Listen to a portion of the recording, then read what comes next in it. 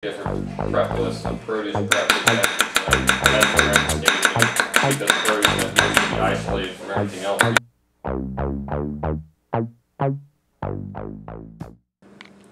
Hey guys, Mr. Knife Fanatic here. Today I wanted to show you the Fernandez 230 Gyuto. This is a knife designed by me and have it produced in partnership with Lamson and Goodnow and Pete's Heat Treat. And just going to go over a few things here. I was a little bit apprehensive to do a plug for my own knife, but I figure it's been enough requests, so here we go. First off, the knife is 230 millimeters on the cutting edge. I wanted something that was close to a 240, but a lot of people actually buy 210 millimeter Gyutos because they're a little easier to handle, so I figured something a little bit in between, and drawing the heel back here definitely gives you a lot more controllability with the knife. It brings the weight a lot closer to your hand. Even when you're grabbing the handle, it feels a lot more like a pinch grip, the way it's weighted. You'll see when you hold one, hopefully. Here we go. The spine coming right over the heel is 2.3 millimeters, and it distal tapers to about 1.5 millimeters here, and gets very, very thin at the tip. There's actually a little bit of flex to the tip on these. Let's see if I can show you some flex. Let's see. There you go. So you can actually do a little bit of filleting with this knife. The tip is nice and thin. It just flies through ingredients. So this knife's a little bit more along the lines of a laser. It does have a convex grind. If you can see here in the reflection where it starts right under the logo, it does convex, so it is very non-stick. But since it is so thin, thinner knives tend to have a little more trouble being non-stick. Being that, if you have a thicker knife, you have more area to eventually round it towards the edge, whereas a thinner knife, you're not going to have really so much metal to work with to thin it. So, that's a compromise that you have to make on some knives between choosing between a laser or a workhorse. Is the laser will fly through the ingredients much faster, whereas the convex workhorse is going to be a lot, probably a little more heavy, go through ingredients a little easier initially, but nothing's going to stick to it. Potatoes, so you may not want to use a laser as much for potatoes. This one is not very sticky. We'll do a potato. I actually have to go get a potato before we get there. So I'm doing all the finishing work personally, all the edges, all the handling work. This is nickel silver mosaic pins, you can see. Most of my handles are box elder burl. I'll show you a close-up of a couple others. I actually have to repolish a couple of these handles, so you can see nice red liners in there. I really do take my time to make sure these things fit really nice in there. I mean, yes, it's a labor of love for sure. Mirror polish all the spines as slick as I can possibly make them. And you set with a nice solid 15-degree bevel. S35VN steel actually sharpens a lot more like a carbon steel. This is a stainless. It is one of the most corrosion-resistant stainlesses on the market. It's also one of the toughest stainlesses on the market too. I cannot say enough good things about this steel. Easy to sharpen, holds a great edge, extremely tough.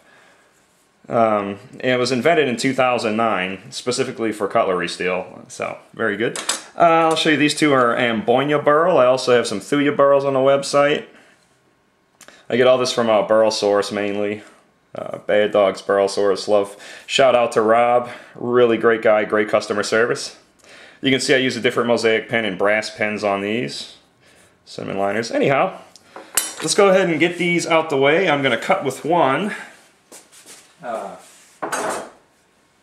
We go. Get those out the way safely around the kitchen. And let's go ahead and take a quick measurement for you. The heel is supposed to be around 48 millimeters at the heel. And we are, actually, if you want to go, this is 50 millimeters at the heel. A little bit millimeter taller than I asked for. So there we go. Not so bad. Get 48 millimeters about here midway through. And you can see the knife tapers the whole way. They did create a little bit of a sweet spot here at the tip for chopping. Hopefully we'll get to do a little bit of that. There is a gentle curve throughout the whole knife. This is a little bit, I got this to liking this type of profile from a Kikuichi TKC Performance series. because you don't necessarily need a completely flat blade as you're chopping. Inherently, you're going to rock a little bit as you're chopping when it hits the board. You don't need it perfectly flat. Actually, a perfectly flat blade is a lot harder to chop with than a slightly curved blade. The weight of this one comes in at 206 grams. There we go. So for a 230, or almost 240 millimeter Gyuto, this is medium weight. We're not going to call it lightweight, but the balance point is right close to the very first rivet. I guess you would classify this as being just a touch handle heavy. If you go ahead and, most of us, you'll do pinch grip, it's going to feel slightly handle heavy, extremely light in the hand. If you grip like I do, the racket grip, it's basically perfectly weighted. It feels really light in the hand. There we go. Turn this off, get this out the way, get some ingredients on the board, because that's what you came to see. Alright, first off, an onion. I didn't take the paper off, but here we go, guys. No sticking. As you can see, the convex grind helped out a lot. Normally I peel these onions beforehand so you don't have to sit here and while I peel. I know how boring that might be sometimes, but now I forgot to go ahead and get a paper towel to cut before the cutting. Let's see. I'm going to take a whole layer off of this if possible. Huh? Some of these onions just don't cooperate. You know how that is, right? We'll make a little bit of a mess. We'll clean it up later.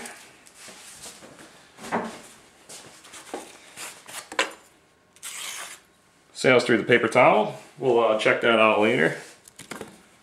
Here we go. Use our nice thin tip through there.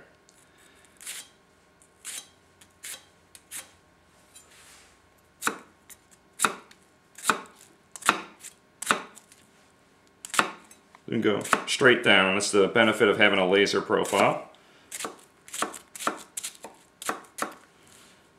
And go ahead and you'd like to chop with the most weighted part of the knife close to the heel. That's your best part of chopping. You don't want to chop an onion way up here, so we're going to use the heel. Remember that.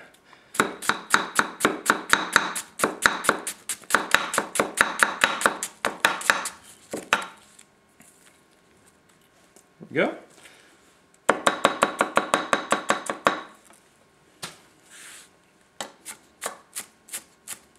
I had a request from a viewer to go ahead and try to do rocking motion a lot slower so you can see the profile of the knife on the board. Personally, I like the push cut. I like a flatter profile, and that's what I designed this knife to be, a good push cutting knife. I did add a little bit of a tip to it so that you can rock it. You'll see you can get pretty high up before you really start to get over the tip. So yes, we can get over an onion just fine. Go ahead and I'm going to rock chop this one for you.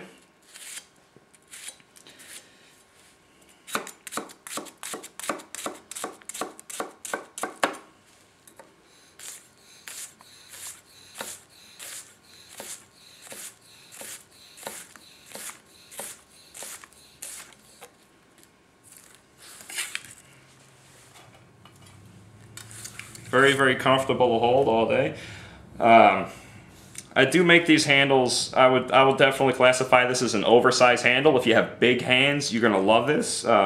If the handle's a little too big for you, you can always send this knife back to me. I'll be happy to take it down a little bit for you. Knife also comes with free sharpening and repair. So can see it drops through there with no trouble at all. This is only a 15-degree edge. I tend not to go below 15 degrees. If I feel that if you're going below, let's say 10 degrees, 15 degrees, you're more trying to compensate for grind of the knife.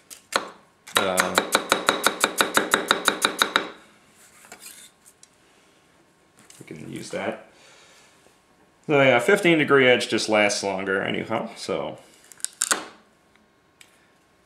pushes off nice.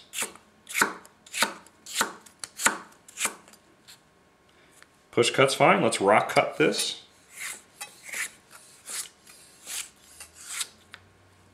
No problem. half and half. We'll do half chopping, half rocking. I'll chop with the tip. The tip is not terribly heavy. I did not design the tip to be chopped with. You more like to chop up here and with that and slice with your tip. But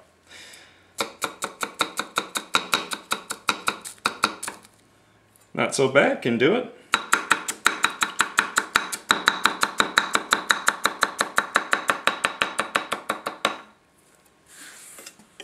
Get rid of those. We'll rock the rest of these. I'll try to slow down on the rocking a little bit.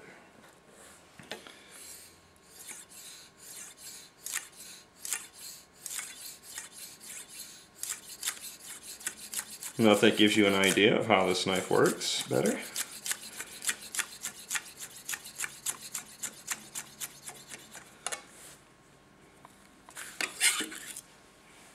And we'll move on to the last ingredient. I have a carrot. Well, I need to get a potato after the carrot.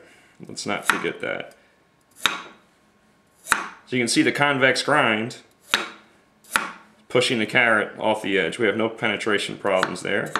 A little bit more than the weight of the knife gets through that carrot. Really good grind.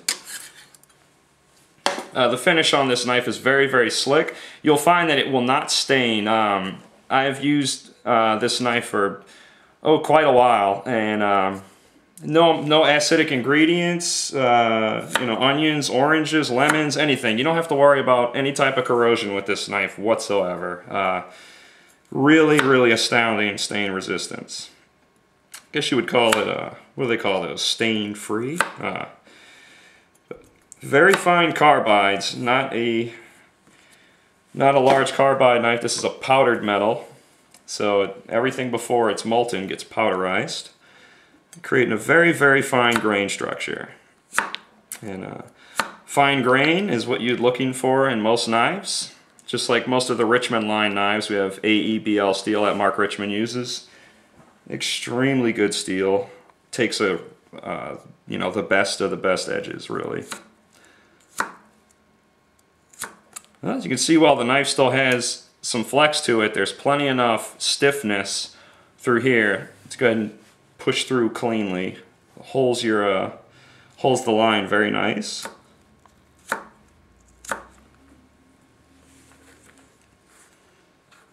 Well, we're getting a little bit better at those Brunoise now, eh? There are a few videos. Oh.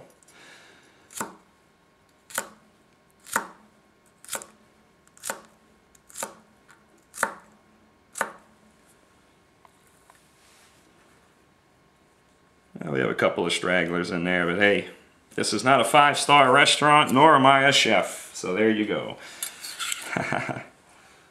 Now hold on while I get a potato for us real fast. We need to see about sticking issues, and also I'll show you how the tip is nice and thin to peel with.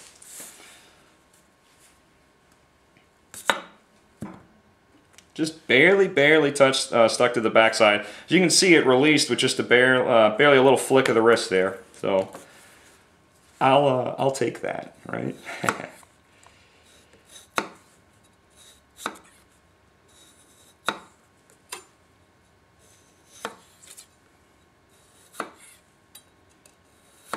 And you can see everything just releases with a nice little twist of the knife at the end there. No problem whatsoever.